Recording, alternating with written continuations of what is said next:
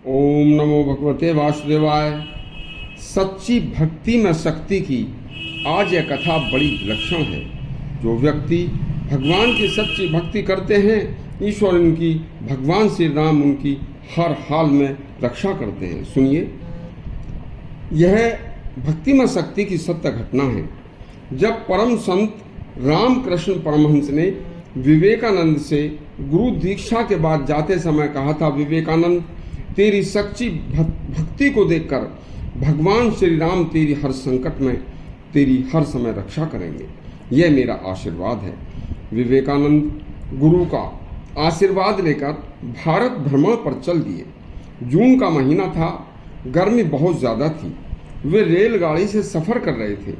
उसी रेलगाड़ी के डिब्बे में उन्हीं के पास एक सेठ व्यापारी भी ऐसे ही रेल में सफ़र कर रहा था। व्यापारी रास्ते में अपने पैसे से कुछ न कुछ खाता पीता आ रहा था। विवेकानंद पैसा न होने के कारण कुछ भी नहीं खा पी रहे थे।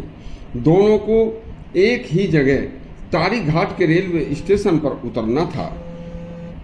बस जैसे ही दोनों स्टेशन पर उतरे तो गर्मी बहुत ज़्यादा व धूप बहुत तेज थी।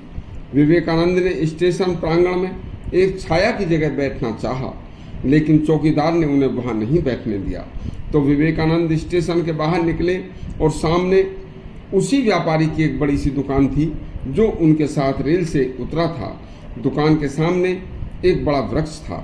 विवेकानंद उस वृक्ष के नीचे बैठ गए।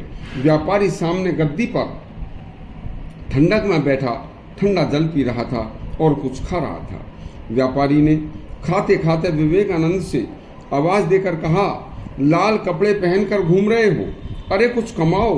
देखो मैं कमाता हूँ तो मज़ेदार ठंडक में बैठकर ठंडा जल पी रहा हूँ और स्वादिष्ट भोजन कर रहा हूँ, और निठल्ले तुम्हारे पास कोई पैसा नहीं है, लोगों कमाते ही नहीं हो, तो गर्मी में भूखे प्यासे मर रहे हो।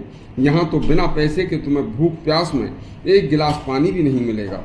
यदि नहीं कमाओगे तो ऐसे ही भूखे प्यासे बैठे रहोगे। स्वामी जी कभी किसी से कितनी भी भूख या प्यास हो बिना पैसे कुछ लेते नहीं थे और ना ही किसी से कोई पैसा मांगते थे।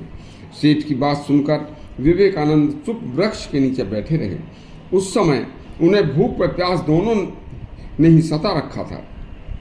इतने में एक आदमी जिसका घर रेलवे स्टेशन के पास ही था, एक थैले में भोजन और एक हाथ में छोटी सी बाल्टी व गिलास में पानी व गिलास लेकर और बगल में चटाई दबाकर आकर बोला, लो स्वामी जी, चटाई बिछाकर इस पर बैठो, हाथ मुंह धोकर जल पियो, भोजन करो। उस दिन उसके घर पर कोई त्योहार था, इसलिए घर में पूरी सब्जी हलवा बना था। तो स्वामी जी बोले, भैया ये सब तुम जिसके लिए लाए हो वो तुम्हें भ्रम है, मैं नहीं हूँ। आप उन्हें कहीं स्टेशन पर और ढूंढ लो, आसपास कहीं तलाश कर लो, मिल जाएंगे। वह व्यक्ति बोला, महाराज क्या आपका नाम विवेकानंद नहीं है? स्वामी जी बोले, तुम्हें कैसे पता है? वह व्यक्ति बोला, मैं स्वामी जी दोपहर को भोजन करके गर्मी के कारण अपने कमरे में सो रहा था। तभी मुझे स्वप्न में भगवान श्री राम ने मुझे दर्शन देकर कहा कि जाओ, स्टेशन के बाहर एक बड़ी दुकान के सामने एक वृक्ष के नीचे लाल वस्त्रधारी, सिर पर साफा बांधे हुए एक संत विवेकानंद बैठे हैं। उन्हें भूख व प्यास दोनों लगी हैं। तुम तुरंत जाओ और उन्हें भोजन व जल देकर आओ। स्वामी जी मैं फिर भी सो गया। भगवान ने मुझे फिर दोबारा धमका कर कहा कि जल व भोजन लेकर जल्दी जाओ, इसीलिए मैं तुरंत आया हूँ, कृपया आप ये ग्रहण करें। स्वामी जी ने हाथ मुंह धोकर भोजन किया, जल पिया। ये सब सामने दुकान पर बैठा सेठ देख रहा था। वह वहाँ से उठकर आया और सब बातें जानी और जानकर स्वामी जी के पैरों में पड़कर माफ़ी मांगी। ऐसी घटना स्वामी विवेकानंद के जीवन में हमेशा घटती रहती थी। स्वामी विवेकानंद को अपने गुरुदेव रामकृष्ण परमहंस की बात याद आई। जब चलते समय गुरु जी ने, रामकृष्ण परमहंस ने कहा था कि तेरी निर्मल भक्ति को देखकर भगवान श्री राम तेरी हर समय रक्षा करेंगे।